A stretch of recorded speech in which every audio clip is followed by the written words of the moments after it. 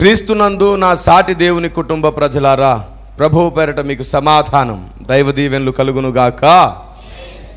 రండి నేరుగా వాక్యాన్ని ధ్యానం చేసుకుందాం. ఇర్మియా గ్రంథం 20వ అధ్యాయం 9వ మాట చదువుకుందాం. ఆయన పేరు నేనెత్తను, ఆయన నామమును బట్టి ప్రకటింపను అని నేను అనుకుంటున్నా. అది నా హృదయంలో అగ్నివలే మండుచు నా ఎముకలలోనే మూయబడి ఉన్నట్లున్నది.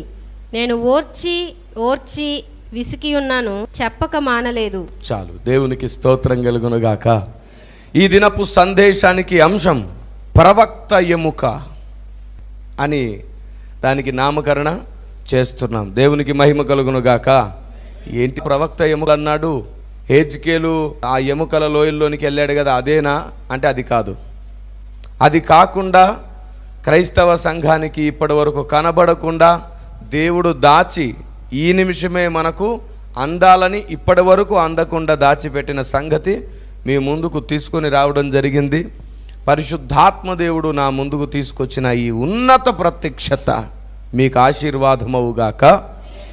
ఇది హెజ్కేలుకు సంబంధించింది కాదు, ఇర్మియాకు సంబంధించింది. ఆ వచనములు ఇలా రాయబడింది చాలా స్పష్టంగా. ఆయన పేరు నేనెత్తను, ఆయన నామమును బట్టి ప్రకటింపనని నేను అనుకుంటున్నా. అది నా హృదయంలో అగ్నివలే మండుచు, అది నా హృదయములో అగ్నివలే మండుచు అన్నాడు. ఏది అతని హృదయములో అగ్నిగా మండింది? ఏది తన ఎముకల్లో మండుతూ ఉండింది? ఏంటిది అది అంటే దేవుని మాట, దేవుని వాక్కు, దేవుని సందేశము తన హృదయములో పోయబడి అది మండుతూ ఉందంట. ఎముకలలో కూడా అది మండుతూ ఉంది. నేను చెప్పవద్దు అనుకున్నాడంట. ఎందుకో తెలుసా? ఎప్పుడెప్పుడు దేవుని సందేశాన్ని బయటికి పంపిస్తున్నాడో అప్పుడప్పుడు తనకు అవమానాలు వస్తున్నాయి. తనను కొడుతున్నారు, తనని తిడుతున్నారు, తనని ఒంటరి చేస్తున్నారు, తనని చెరసాలలో వేస్తున్నారు. బాబోయ్, నేను ప్రకటింపను, ఇంకా నేను ప్రకటింపిన ప్రతిసారి మనుషులకు నేను శత్రువును అవుతున్నాను అని ఒకసారి భావించుకున్నాడు ప్రవక్త. దేవుడు ఈ భూమి మీద అందరికీ ప్రకటించవలసినదే అని చెప్పి కొన్ని సందేశాలు మన హృదయంలో పోస్తున్నాడు. దాన్ని బయటికి చెప్పవద్దు అని మనం ఎంత కంట్రోల్ చేసినా కానీ చెప్పకుండా ఉండలేని పరిస్థితులు కలుగుతున్నాయి. చెబితేనేమో శత్రువులు అవుతున్నారు. యథార్థవాది, లోక విరోధి.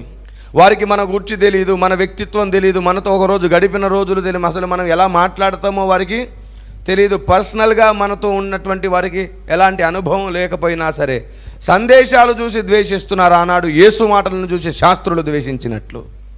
అయితే అందరూ కాదు, శాస్త్రులు కొందరే కదా. ప్రజలు అనేకులు అభిమానించి ప్రేమించి సత్యాన్ని గ్రహించినట్లుగా, శిష్యులై వెంబడించినట్లుగా నేడు సత్యాన్ని వెంబడిస్తున్న వేల మంది సేవకులు ఉన్నారు. దేవునికి స్తోత్రం కలుగునుగాక. సేవకురాన్లు ఉన్నారు, శిష్యులు ఉన్నారు. అందును బట్టి దేవునికే మహిమ కలుగునుగాక. కానీ ప్రవక్త ఇక్కడ ఒక మాట అంటున్నాడు, నేను ప్రకటించవద్దు అనుకుంటున్నా కానీ నేను ఉండలేకపోయాను. కారణం ఏంటంటే చూడండి, అది నా హృదయములో అగ్నివలే మండుచు నా ఎముకలలోనే మూయబడి ఉన్నట్లున్నది. నేను ఓర్చి ఓర్చి విసికి ఉన్నాను, చెప్పక మానలేదు. Praise the Lord. అది నా హృదయములో అగ్నివలే మండుచు నా ఎముకలలోనే మూయబడి ఉన్నట్లున్నది. ఏంటండి అది? ఆ పై వచనాలకు చూద్దాం. 7వ వచనంలో, యెహోవా నీవు నన్ను ప్రేరేపింపగా నీ ప్రేరేపణకు లోబడితిని. నీవు బలవంతము చేసి నన్ను గెలిచితివి. నేను దినమెల్లా నవ్వుల పాలైతిని, అందరూ నన్ను ఎగతాళి చేయుదురు. అది సంగతి. దేవుడు ప్రేరేపించిన విషయాలంట, దేవుడు చెప్పిన సంగతులంట, తప్పకుండా ప్రజలకు తెలియడానికి దేవుడు పంపిన సందేశం అంట. అది చెబితే నవ్వుల పాలవుతున్నాడంట. అయితే తర్వాత అర్థం చేసుకున్నాడు, దేవుడు చెప్పిన సందేశం లోకంలోనికి పంపించినప్పుడు లోకంలో నవ్వుల పాలు అవుతామేమో కానీ చెప్పడం మాత్రం ఆపడం సాధ్యం కాదు. అది నాకు కాదు, ఇంకెవడికి కాదని ప్రవక్తకు అర్థమైంది. దేవునికి స్తోత్రం కలుగునుగాక. దేవుడు పంపిన సందేశాన్ని ముద్రించకుండా ఎవరు ఆపలేరు, సాధ్యపడదు. ప్రవక్త అనుకున్నా కూడా ఆపలేడు. ప్రవక్త కూడా దేవుని సొత్తు. దేవుడు అక్కడ మాట్లాడితే ప్రవక్త ఇక్కడ మోగుతాడు. అది ప్రవక్త. దేవునికి స్తోత్రం కలుగును గాక. ప్రవక్త హృదయములో మండుతున్నది దేవుని ప్రేరణ, దేవుని ప్రత్యక్షత, దేవుని ఉద్దేశం, బోధ. కానీ ఆ ప్రవక్త చెప్పకుండా ఉండలేకపోయాడు. ఎంతవరకు చెప్పకుండా ఉందామనుకున్నా అది ఇక నేను దాచుకోలేని చెప్పేశాడంట.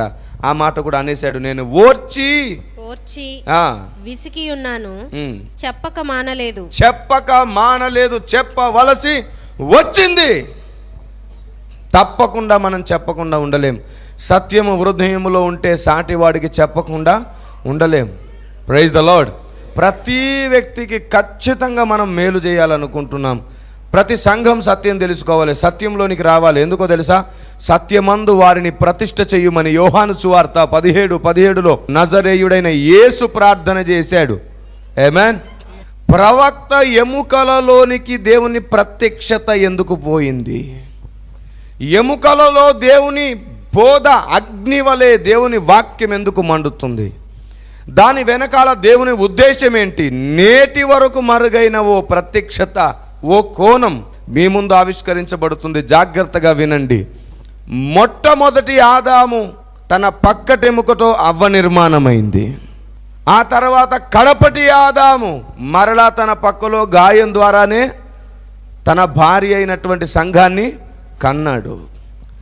అలాగే భూమి మీద ఉన్న దేవుని భార్యను పునర్నిర్మించడానికి, మరలా తిరిగి కట్టడానికి ప్రవక్త ఎముకల్లోనే అగ్ని మండవలసి వచ్చింది. దేవునికి స్తోత్రం కలుగునుగాక. ఎందుకో తెలుసా? ప్రవక్త అని ఎందుకని ఈ మాట ప్రస్తావిస్తున్నానంటే, యేసు ప్రభువు కూడా ప్రవక్తగా పోల్చబడ్డాడు, ప్రవక్తగా ఉన్నాడు. ఈనాడు చాలామంది యేసు ప్రభు ప్రవక్త అని వేరే వర్గం వారు అంటుంటే ఒప్పుకోవట్లా. యేసు ప్రభు ప్రవక్త కాదు, దేవుడే దేవుడే అని చంకలు బాదుకుని సత్యాన్ని పక్కన పెడుతున్నారు. వాస్తవానికి యేసు ప్రభు మహాదేవుడే, కానీ ఆయనలో ప్రవక్త అనే ఇంకో కోణం కూడా ఉంది. యేసు ప్రభు ప్రవక్తనా దేవుడా అనే ప్రశ్నార్థకమైన ఒక సందేశం ఇప్పటికే యూట్యూబ్లో, ఫేస్బుక్లో చాలామంది చూస్తున్నారు. టీవీలో వింటున్నవారు మీరు కూడా చూడండి, చాలా స్పష్టంగా మీకు ఆ సందేశాలు వస్తాయి. కిరణ్ పాల్ అని సెర్చ్ చేసి యేసు క్రీస్తు ప్రవక్త దేవుడా అనే సెర్చ్ చేయండి. వెంటనే మీకు యూట్యూబ్లో ఆ మెసేజే మీ ముందు ఉంటుంది. మీకు ఏ టాపిక్ వినాలనుకున్నా అంతకుముందు నా పేరు సెర్చ్ చేయాలి, కిరణ్ పాల్ అని సెర్చ్ చేసి టాపిక్ మొత్తం టైప్ చేయండి, ఆ వీడియోనే వస్తుంది. అందులో నేనేం చెప్పానంటే, యేసు ప్రభు కేవలం ప్రవక్త మాత్రమే కాదు, నాయకుడు, సేవకుడు, సువార్థికుడు, ప్రధాన యాజకుడు, కాపరి, ప్రవక్త, మొత్తం కలిపితే ఆయన మహాదేవుడు. దేవునికి స్తోత్రం కలుగునుగాక. లూకాసు వార్త 24:19 మాట. ఆయన అవి ఏవని వారిని అడిగినప్పుడు వారు నజరేయుడైన యేసును గూర్చిన సంగతులే, ఆయన దేవుని ఎదుటను ప్రజలందరి ఎదుటను క్రియలోను వాక్యములోను శక్తిగల ప్రవక్త అయి ఉండెను. యేసు ప్రభు ప్రవక్త కూడా అయి ఉండెను. దేవునికి స్తోత్రం కలుగునుగాక. కాబట్టి ఆనాటి మొదటి ప్రవక్త ఖచ్చితంగా ఈ భూమి మీద ఎవరు ప్రవక్తగా పిలువబడినప్పుడు ఖచ్చితంగా ఇప్పుడు ఎవరు ప్రవక్త అన్నమాట? యేసుక్రీస్తే మొదటి ప్రవక్త. యేసుక్రీస్తే మొదటి దేవుడు, ఒక్కడయ్యున్న దేవుడు. మొదటి దేవుడు అన్నాడు, మరి రెండో దేవుడు ఎవరు? తండ్రి, కుమార, పరిశుద్ధాత్మ త్రియేక దేవుడు, ముగ్గురు కలిస్తేనే ఒక దేవుడు. మరి మొదటి దేవుడు అన్న మాట వచ్చిందంటే ఇంకో దేవుడు ఉన్నట్టే కదా? ఏమీ లేదండి. బైబిల్ చాలా స్పష్టంగా చెబుతుంది, వాక్యము ఎవని యొద్దకు వచ్చిన వారు దైవములు. రెండవ దేవుడి స్థానములో తన భార్యను కూర్చుండబెట్టుకోబోతున్నాడు క్రీస్తు. దేవునికి స్తోత్రం కలుగునుగాక. ఆ స్థాయి సంఘానికి దేవుడిస్తున్నాడు. ఆమేన్. దైవములుగా మనల్ని మారుస్తున్నాడు. ఏమండి, విశ్వానికి ఆయన దేవుడైతే ఆయన భార్య ఏమవుతుంది? దేవత అవుతుంది. యాక్చువల్లీ భార్యని భర్తలు దేవత, నా భార్య అని పొగిడే సంస్కారం, సాంప్రదాయం మనకున్నది. అవునా? నా భార్య దేవత అనే ప్రస్తావన చేస్తుంటారు. ఎక్కడి నుంచి వచ్చిందనుకున్నారు ఆ సాంప్రదాయం? ఆయన అనాలనుకున్న మాట అది. దేవునికి స్తోత్రం కలుగునుగాక. నేను చెప్పిన మాట కొందరికి ఏమండి అర్థం కాకపోవచ్చు. పిల్లకాయ మనుషులకి ఈ స్థాయి బోధ అర్థం కాకపోవచ్చు. అర్థం కానివాడు దేవా నాపై కనికరం చూపించమని అడగాలే కానీ బోధ చేసిన వాడిని హేళన చెయ్యరాదు. అలాంటి అపహాసకులు ఈ చివరి దినాల్లో ఉగ్రతకు పాత్రులవుతారని లేఖనం సెలవిస్తుంది. టీవీలో వింటున్న వారితో చెబుతున్నాను. ఇప్పటికే ప్రతి మాట అర్థం చేసుకుంటున్న వేల కొలది యథార్థవంతులు ఉన్నారు. అర్థం చేసుకోలేని దౌర్భాగ్యులు సంగతి పూర్తిగా వినకుండా ప్రత్యుత్తరం ఇచ్చే వారిని కూడా హెచ్చరించడం నా బాధ్యత. ఈ స్థాయి స్పష్టత కలుగునుగాక సంఘాలలో. కాబట్టి బైబిల్ చెబుతున్న దాని ప్రకారంగా ఆయన ఎవరు? ప్రవక్త కూడాను. ఆయనే మొట్టమొదటి దేవుడు. ఆయన తప్ప ఇంకొక దేవుడు లేడని బైబిల్ చెప్తుంది. దేవునికి స్తోత్రం కలుగునుగాక. రైట్. భూమి మీదకి వచ్చేసరికి మొట్టమొదటి మానవుడు ఆదాం అయితే మొదటి ప్రవక్త మరలా ఆదామే అయ్యాడు. ఓకే, ఏమండి మీరు అంటారా ప్రవక్త అని ఎక్కడుందండి? ఆదాము ప్రవక్త అని ఎక్కడుండెను?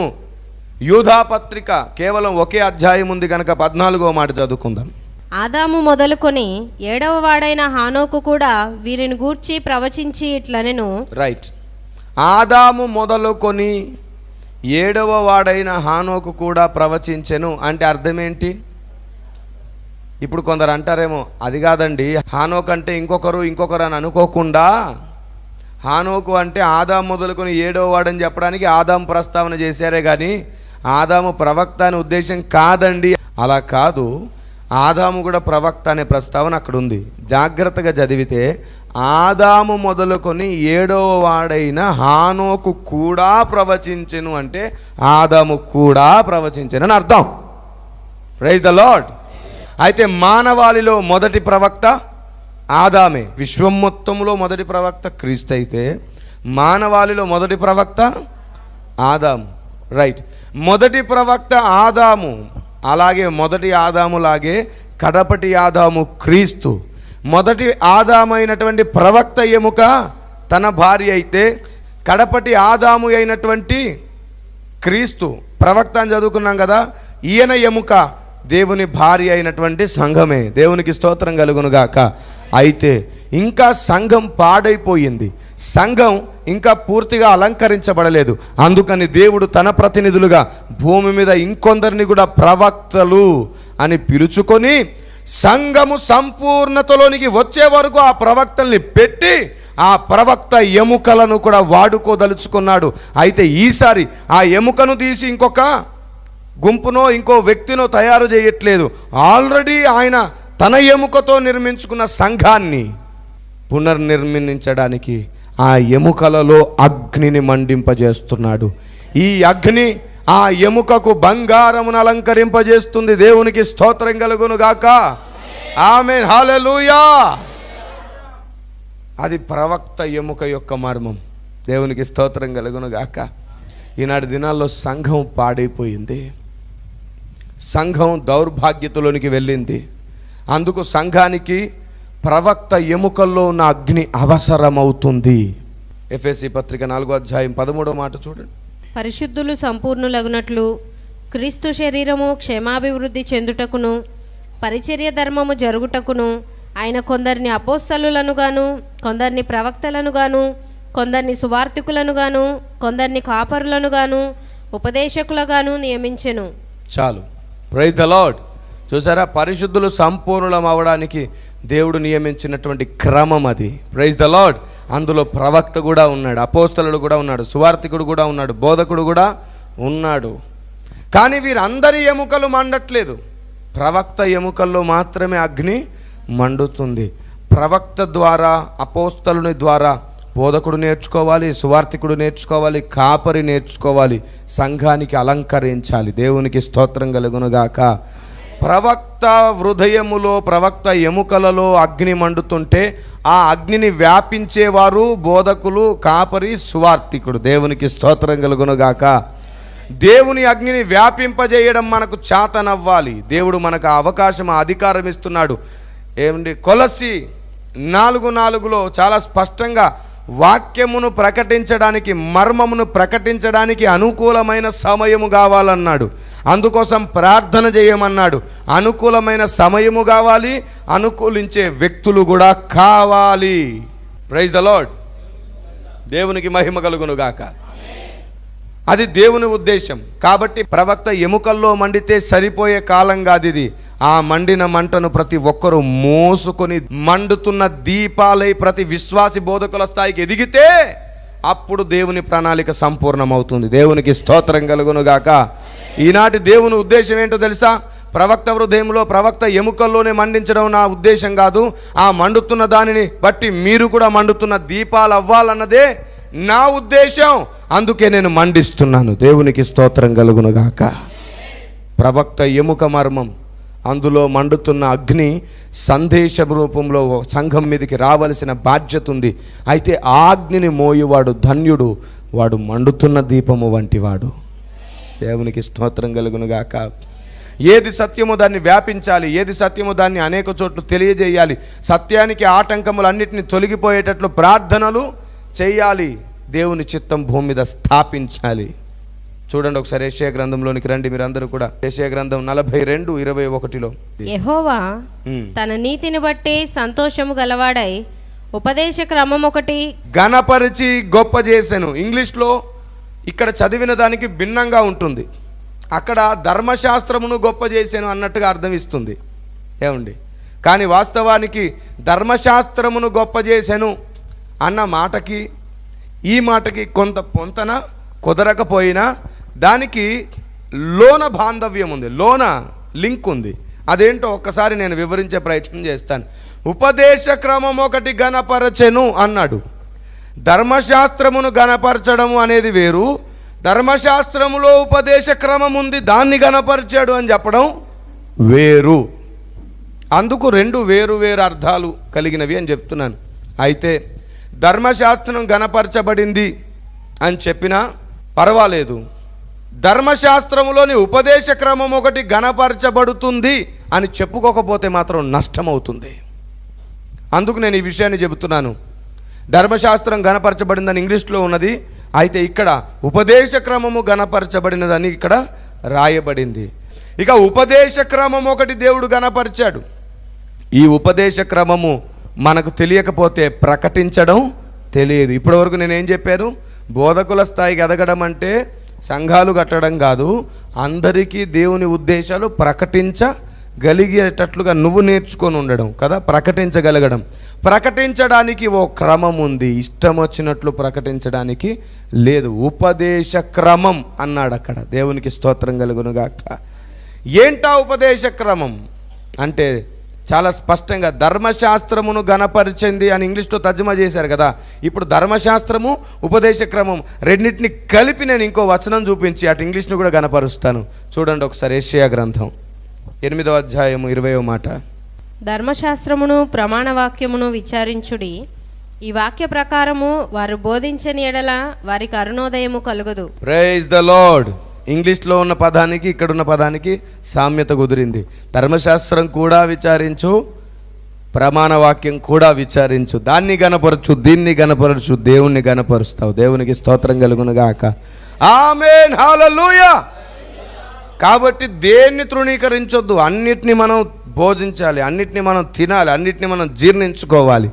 దేవునికి స్తోత్రం కలుగునుగాక. ఒకరోజు భాషల మధ్యలో ఉన్న వొకాబులరీ స్పష్టత ఇస్తాను, అందులో దేవుని ఉద్దేశం ఇస్తాను. ఎందుకంటే భాషలను సృష్టించిందే, కల్పించిందే ఆయన. అయితే దాన్ని గూర్చినటువంటి సంగతులు కూడా బైబిల్లో ఉన్నాయి.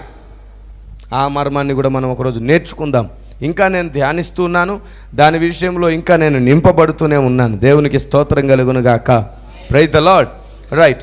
ఇక్కడ ఉపదేశ క్రమం ఒకటి ఉంది. ఈ ఉపదేశ క్రమమును వెంబడించని వారందరూ కూడా భక్తిహీనులు, అవిశ్వాసులుగా పిలువబడతారు. చూడండి కీర్తన 12వ కీర్తనలో మొదటి మాట.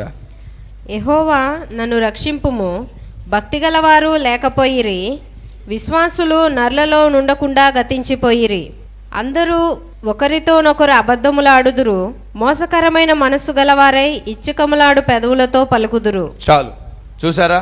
ఇక్కడ ఒక చాలా పెద్ద మాట రాయబడింది. విశ్వాసులు నరులలో నుండకుండా గతించిపోయిరి అంట. ఆ పైన భక్తి గలవారు లేకపోయిరి. భక్తి అనేది ఉపదేశ క్రమము పైన ఆధారమై ఉంటుంది. ఎందుకంటే నువ్వు విశ్వసించే దాన్ని బట్టి నీకు భక్తి కలుగుతుంది. వినుట క్రీస్తుని మాటల వలన నీకేం కలుగుతుంది? విశ్వాసం కలుగుతుంది. అయితే ఆ మాటలను ఆధారం చేసుకోవడం వలన నీకు కలిగిన విశ్వాసమే నీకు భక్తికి ఆధారం అవుతుంది. ఎటుపోయినా మాటలే ప్రాముఖ్యం. ఆ మాటలకు క్రమం ఉంది, ప్రకటించే క్రమం ఉంది. ఆ ఉపదేశ క్రమము సరిగా ప్రకటించకపోతే మోసకరమైన మాటలతో ప్రమాదంలో పడతాం. అందుకే ప్రమాణ వాక్య ప్రకారం బోధించని ఎడల వానికి అరుణోదయం కలుగదు అని రాయబడింది. సేవక నా సహోదరులు అందరూ ఈ విషయం గుర్తించవలసిందిగా ప్రభువు పేరట మిమ్మల్ని విజ్ఞప్తి చేస్తున్నాను. చాలా చివరి దినాల్లో ఉన్నాం, నష్టపోయే ప్రమాదం ఉంది. బైబిల్ కాలేజెస్లో మనకి ఉపదేశ క్రమం నేర్పించరు. బైబిల్ కాలేజెస్లో మనకు చరిత్రను గురించి చెబుతారు, ఏ గ్రంథం ఎవరు రాశారు ఏంటి ఆ కాలం చెబుతారు, కొంచెం ఎక్స్ట్రాగా అడిషనల్గా కొన్ని విషయాలు అర్థమయ్యేటట్టు చేస్తారు. కానీ ఈ ఉపదేశ క్రమం నేటి బైబిల్ కాలేజెస్లో ఉండట్లేదు. ప్రతి బైబిల్ కాలేజెస్లోనికి ఈ ఉపదేశ క్రమం వచ్చుగాక. Praise the Lord. అయితే కొందరు నీతిమంతులు ఏమండి ఇలాంటి ఉపదేశ క్రమాన్ని స్పెషల్గా సెమినార్స్ పెట్టి 40 రోజులు 20 రోజులు అని చెప్పి నేర్పించే ప్రయత్నం చేస్తున్నారు. ఆ నీతిమంతులు ఎంతో కష్టపడుతున్నారు, కానీ మరి వాళ్ళు ఎన్నో సంవత్సరాలుగా అంత కష్టపడుతున్నారు, ఎంతో వందల మందికి సెమినార్స్ పెట్టి వారు ఇప్పటివరకు చేశారు. కానీ ఏంటో మరి నీతిమంతుల కష్టం ఇంకా ఫలించట్లేదు. ఎందుకు ఫలించట్లేదో తెలుసా? 11వ కీర్తన 3వ మాట ప్రకారం పునాదులు పాడైపోగా నీతిమంతులు ఏం చేయగలరు? పునాదులను మరమ్మత్తు చేసే పని పెట్టుకోకుండా నీతిమంతులు ఎన్ని చేయాలనుకున్నా ఆ గోడలు కూలిపోతాయి. ఎందుకంటే పునాది బలమైంది కాదు కాబట్టి. నీతిమంతులారా, సెమినార్స్ పెట్టండి. 40 రోజులు కాదు, 100 రోజులు కాదు, ఎన్ని రోజులైనా వాళ్ళకి ట్రైనింగ్ ఇవ్వండి. కానీ పునాది మరమ్మత్తు చేస్తూ చేద్దాం. దేవునికి స్తోత్రం కలుగునుగాక. పునాది బోధన అర్థమయ్యేటట్టు చేద్దాం. కాబట్టి భక్తి గలవారు ఈరోజు తగ్గిపోయారు, ఉపదేశ క్రమాన్ని ఇష్టపడట్లేదు. అదే మాట బైబిల్ ఇలా చెప్పింది, వాక్యమునకు చెవినివ్వక కల్పించిన కథల వైపే తిరుగుతారంట జనులు. ఇంకా భక్తి ఎక్కడిది? ఇంకా భక్తి ఎక్కడిది? విశ్వాసం ఎక్కడున్నది? ఈనాడు ఆశీర్వాదాల కొరకు అందరూ మందిరాలకు రావడం, యేసుప్రభుని నమ్ముకోవడం, ఆశీర్వాదాల కోసమే దేవుని నమ్ముకోవడం. ఈ లోకంలో డబ్బు పరంగా హోదా పరంగా డెవలప్ అవ్వడానికి యేసుప్రభు నీకు కావాలా? కాదు. నిన్ను ఆయన భార్యగా నిన్ను డెవలప్ చేయడానికి ఆయన నిన్ను కోరుకుంటున్నాడు. దేవునికి స్తోత్రం కలుగునుగాక. ఈ క్రమాన్ని ఎలా మీరుదాం మనం? ఈ పద్ధతిని ఎలా విడిచిపెడదాం మనం? లేఖనం ఇలా సెలవిస్తుంది. చూడండి ఒకసారి మన నిర్గమాకాండంలోనే 32:26. అందుకు మోషే పాలెం యొక్క ద్వారమున నిలిచి, యెహోవా పక్షముననున్న వారందరూ నా యొద్దకు రండి అనగా లేవీయులందరూ అతని యొద్దకు కూడి వచ్చిరి. చాలు. ఈ సందేశంతో నిలువబడి దేవుడు ఇంకొకసారి చెబుతున్నాడు, యెహోవా పక్షముననున్నవారు దేవుడు నియమించిన ఉపదేశ క్రమం పక్షం రండి. కాలం సమీపిస్తుంది. ప్రమాణ వాక్య ప్రకారమైన బోధ వైపు తిరగండి. బోధ కోసం పోరాటం చేయండి. నీతిమంతుల కన్నీళ్లు నేలరాలి పాడైపోకుండా, వారి భక్తి వారి ప్రయాస నాశనం అవ్వకుండానట్లుగా, సంఘము వరదలో కొట్టుకొని పోకుండా ఆ ఇసుక మీద ఇల్లు కట్టడం మానండి. బుద్ధి తెచ్చుకుందాం, బండ మీద ఇల్లు కడదాం. ప్రతి విశ్వాసికి సిద్ధాంతపరమైనటువంటి అవగాహన కలగజేయండి. ఏ బోధ సత్యమో ఏది కాదో వాక్య ప్రకారమైన స్పష్టత ఇవ్వండి. 1-2 సార్లు పరిశీలించుకోండి. పర్వాలేదు, ఒకవేళ పొరపాటుగా చెబితే మార్చుకోండి. దేవుని చిత్తమే మీ హృదయములో మీ ఎముకల్లో మండనివ్వండి. ప్రతి ఒక్కరిని అగ్నిగా దీపాలుగా మండించండి. సత్యమునకు స్తంభాలుగా నిలవబెట్టండి. దేవునికి మహిమ కలుగునుగాక. వ్యక్తిగత జీవితాల మీద దుమ్మెత్తి పోసుకుంటూ, ఎప్పటికీ అయిపోయిన గతాన్ని తోడుకుంటూ అపవాది లక్షణాలతో నింపబడకండి. వాడు ఎప్పుడు ఇంకొకటి మీద నిందారోపణ చేస్తూ దేవుని దగ్గర ఫిర్యాది అయి ఉంటాడంట. గతం గతః అన్నారు పెద్దలు. గతాన్ని తోడుకుంటే ప్రస్తుతంలో వేసుకోవాలా ఆ మట్టి. భవిష్యత్తులోకి నువ్వు తొంగలేవుగా. గతాన్ని తోడుకొని ప్రస్తుతంలో ఆ మట్టి అంత వేసుకుంటే నీకు ప్రస్తుతంలో కాళ్ళు పెట్టడానికి స్థలం ఉండదు, మట్టే ఉంటుంది. కాబట్టి నువ్వు ఇంకా భవిష్యత్తులోనికి వెళ్ళలేవు, గతంలోనికి వెళ్ళలేవు. నీకు ప్రజెంటే ఉండదు, ప్రస్తుతమే ఉండదు. గతం తోడడం మానండి. ఎవరు ఇంకా గతం తోడుతూనే ఉంటారో వారు ఎప్పటికీ ఉపదేశ క్రమాన్ని వెంబడించలేరు. భక్తుల వ్యక్తిగత జీవితాల మీద దుమ్మెత్తిపోయడం కంటే ప్రతి వ్యక్తిగత జీవితం ఉపదేశ క్రమంతో నిర్మించుకుంటే మనమే దేవుని సంఘం అవుతాం. దేవునికి స్తోత్రం కలుగునుగాక. ఆమేన్. నేర్పండి, నేర్చుకోండి. అందరం ఇంకొకరి దగ్గర నుంచి నేర్చుకుందాం. ఒకరికొకడు బుద్ధి చెప్పుకొనొచ్చు, ఒకరినొకడు హెచ్చరించుకొనొచ్చు, ఒకరినొకడు సన్మానించుకొనొచ్చు, వర్ధిల్లుదాం. మన ప్రియుడేసు త్వరగా రాబోతున్నాడు. ఆయన దైవమై ఉన్నాడు, మనల్ని దైవముగా మార్చనై ఉన్నాడు. ఆమేన్. ఇటీవలి కాలంలో దైవము అంటే కొందరు ఏమంటున్నారంటే దేవుడు అని పిలవద్దండి, ఆయన్ని దైవము అని పిలవాలండి అంటున్నారు. దేవుడు అనే పదానికి దైవము అనే పదానికి చాలా పెద్ద వ్యత్యాసం ఉంది. ఒకే అర్థాన్ని ఇస్తున్నట్టయితే కాదు, కానీ ఒకేలాగా కనబడుతుంది.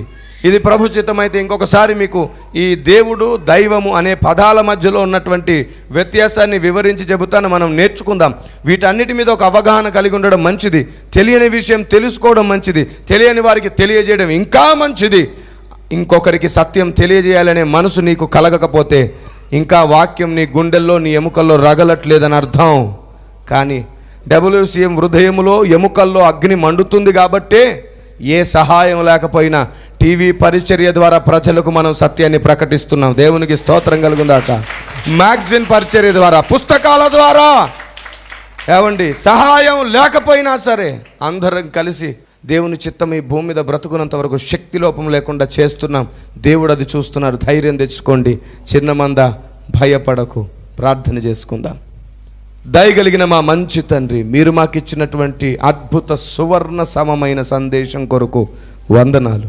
మమ్మల్ని బలపరిచినందుకు వందనాలు అయ్యా. ప్రవక్త ఎముక మర్మం మీరు మాకు బయలుపరిచారు. ప్రవక్త ఎముకల్లో ఉన్న అగ్ని మండుతూ ఈరోజు సంఘాన్ని అలంకరిస్తున్నట్లే ఒకనాటి మొదటి ప్రవక్త అయిన ఆదాము ఎముక అవ్వగా మారింది. కడపటి ఆదామైన క్రీస్తు ఎముక సంఘముగా మారింది.